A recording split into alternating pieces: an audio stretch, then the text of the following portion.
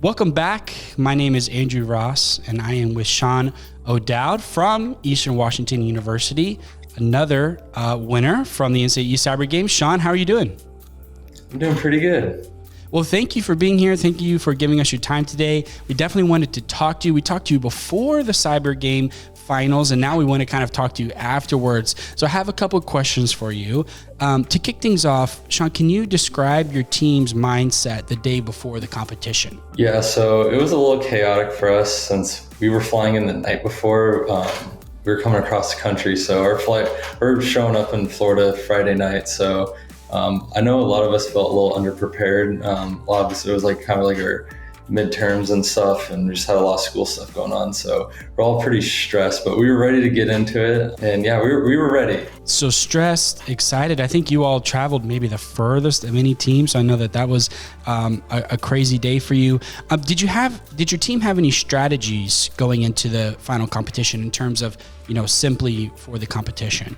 Yeah, I think the main ones that we before the competition, we split up like responsibilities for people. So we had a few people that were like dedicated for the CTF, and we assigned people like a certain machine. Some machines had more than one person on it, but like for instance, like I was like responsible for like the SSH and FTP server, and then like all the other ones had like a assigned person to them. Well, having that strategy definitely worked in your favor, as you all ended up at the top of the leaderboard at the end of the day. A very close competition. I think only a couple of points were separating the top teams, but your team managed to pull it out. So keeping those servers up another minute, right?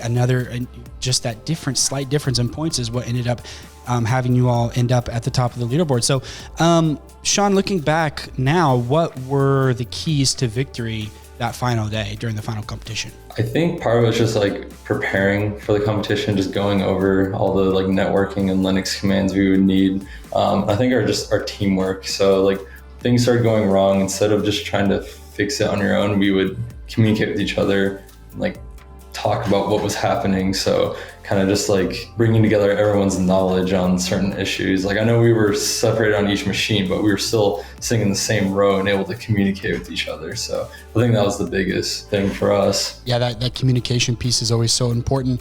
So kind of looking back now, as it's been, a few weeks since the competition, you're able to kind of fully evaluate everything.